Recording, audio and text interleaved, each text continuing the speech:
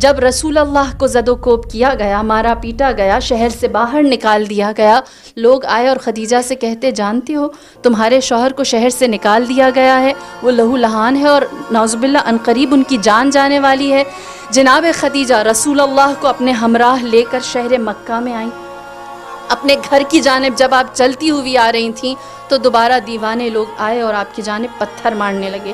جناب خدیجہ یہ اس زمانے کی خاتون تھی جہاں آپ سب جانتے ہیں عورت کی وقعت کیا تھی، اونٹ پر قربان ہو جاتی تھی 100 عورتیں۔ ایک سرخ اونٹ کی قیمت کیا تھی؟ 100 عورتیں بطور کنیز۔ سرخ اونٹ اچھی نسل کا اونٹ ہوتا ہے۔ اس زمانے میں جناب خدیجہ ایک مرد کو لے کر آئی جس کی جان خطرے میں ہے، اپنے ہمراہ کھڑا کیا، اپنے گھر کے سامنے ایک چٹان تھی جس پر کھڑی ہوئی، اور جناب خدیجہ نے تاریخ عالم میں پہلی دفعہ قریش مکہ کو دکھایا کہ ایک مرد کے دفاع کے لیے عورت بولتی ہے، اور پہلی دفعہ آپ نے خطبہ دیا۔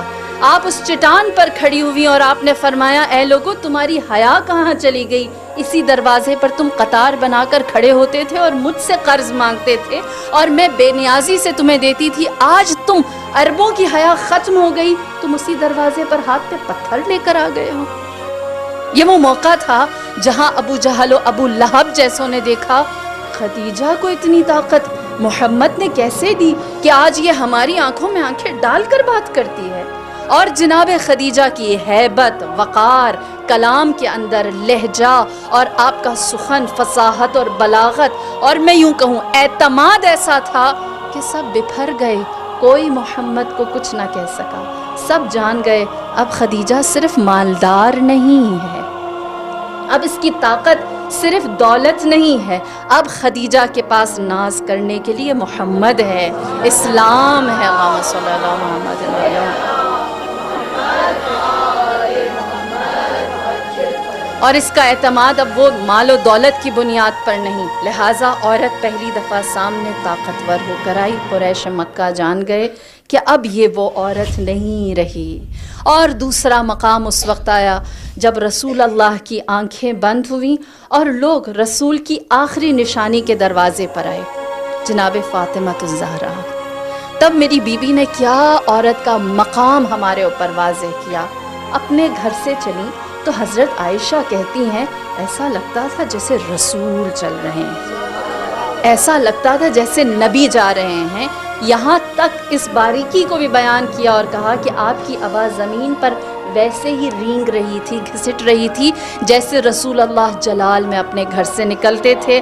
آپ دربار میں گئیں جو کچھ دن پہلے تک مسجد تھا جہاں پر رسول بیٹھتے تھے، رسول منبر پر ہوتے تھے، وہاں مسند رکھ دی گئی تھی، اور جناب فاطمہ الزہرا نے جا کر جو کلام کیا، آپ کو کبھی وقت ملے آپ ان کا خطبہ پڑھیے، ریڈ اگر آپ صرف سرسری سا بھی کریں گے 20 منٹ سے زیادہ آپ کا وقت نہیں لگے گا۔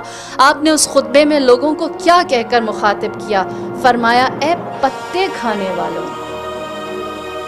ایک جوہر پانی کے پیچھے ایک دوسرے کی خون کے پیاسے لوگوں، اپنی عورتوں کی عزت حرمت نہ جاننے والوں، تہذیب سے آری، تمہیں تمیز میرے باپ نے سکھائی تھی، تمہیں حلال و حرام میرے بابا نے تعلیم دیا تھا، تمہیں بندگی کرنا انہوں نے سکھایا تھا، تم تہذیب سے دور تھے اور تمہیں انسانیت انہوں نے تعلیم دی تھی۔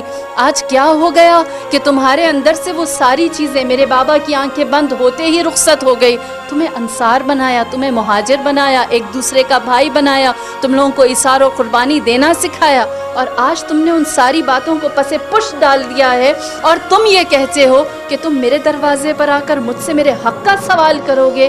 یہ وہ لمحہ تھا جہاں پر اس مسند پر بیٹھے ہوئے لوگ یہ سمجھ گئے تھے کہ گرچہ پورے شہر میں تنہا کر دی گئی ہو لیکن اس کو پتہ ہے حق بیان کیا جاتا ہے باطل کے دربار میں کھڑے ہو کر۔